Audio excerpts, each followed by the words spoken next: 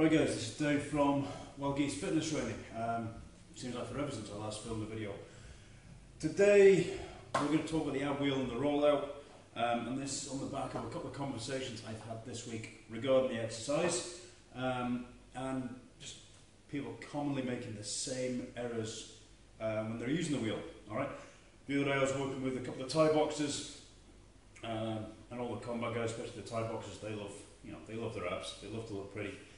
But they understand that this is a genuinely good core strength exercise, as opposed to doing like hundreds of crunches, which is great for building up maybe hypertrophy in the muscle, making it thicker, stronger, basically armour building if you like.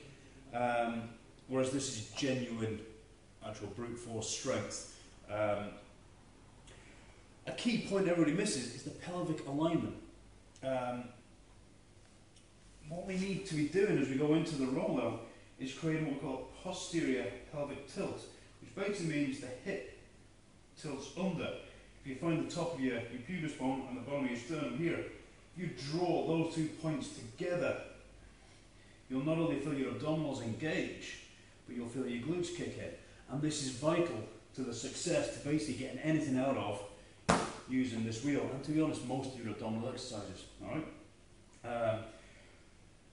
A lot of guys struggle with it, especially if they are strength training, weight training, and all that, because you do all your squats, your deadlifts, everything else. We tend to be in that anterior position, that anterior tilt position, an awful lot. So, if you're not into the combat sports, if you're not into building, you don't need massive amounts of strength. Maybe you're just looking to balance out the physique a little bit. If you find yourself in an anterior tilt all the time, this is a good drill, if done right, to help sort of redress that, pull you back. Bring the pelvis back into a posterior tilt, and then hopefully it'll find centre somewhat. So how do we do the wheel? Most commonly it's from kneeling. Doing it standing is a whole new level. But even before we begin, so I'm tucking the tailbone under, and I'm rounding that lower back, alright? The last place I want to be is here, in an arch back. A rounded back. Now I'm also going to put my chin on the chest. Alright? For the beginners, chin on chest is non-optional. Okay? It's not debatable. Chin on chest. As you get, as you get stronger, you progress into it, then yeah, you can have your eyes forward and wherever else, but right now, chin on chest. Because simply dropping my chin will encourage that rounded back, which will encourage the shortening in this frontal line. Alright? So it's non-optional to begin with. I start with a vertical arm, the wheel is right underneath my shoulders, chin is tucked, tailbone is tucked. Now the first thing I do is I extend my hip. The wheel is still under my shoulders, yeah? I'm not coming out here. That's mistake number one, okay? I must extend my hip, okay? Now, when I'm in this position, already I can feel my abdominals working, my glutes are a bit more engaged. Now, at this point, I'll start to bring the wheel out in front, okay? Only go as far as you can control it. So if you get to here and you have to bring it back, that's perfectly acceptable. If you get to here and if you go any further, well, this starts to happen, that's no longer acceptable, okay? We cannot, in this exercise, we do not want that back arching. We don't want to be putting the stress through the lower back to the lumbar, all right? So, we tuck the tailbone, we tuck the chin.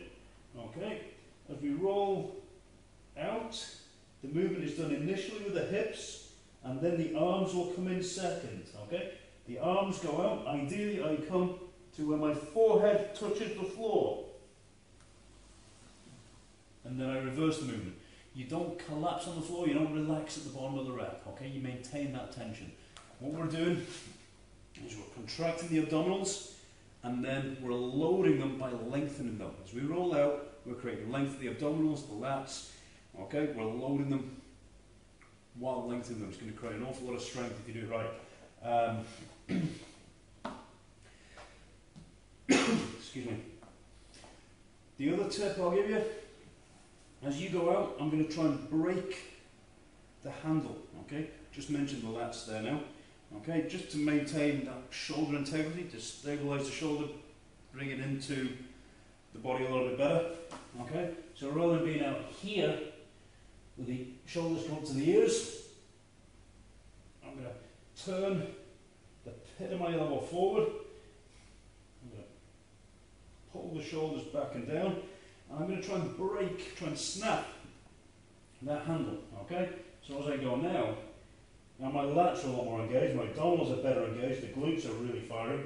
So as I go out here, I'm in a much stronger position the whole way through the drill, which makes it safer, but again, we're just integrating more of the body into the movement to get more out of that exercise, all right? So that's the ab wheel exercise. I have other videos up, you can look them up on how to progress it from this stage onwards, but that's where you start, okay? Just before I forget, if you're rolling out and you go too far, don't try and bring it back in. We don't want to be crushing that low back. If you go out too far, you basically do a controlled face plant. So if I get to here, and that's beyond my level, and it's just going to get untidy pulling back, at that point, just let it go, all right? A controlled face plant. Don't be smashing your nose into the floor. Okay, I'm Dave from Margie's Fitness Training. That's the ab wheel exercise. It's a big feature of what we do here. Thanks for watching.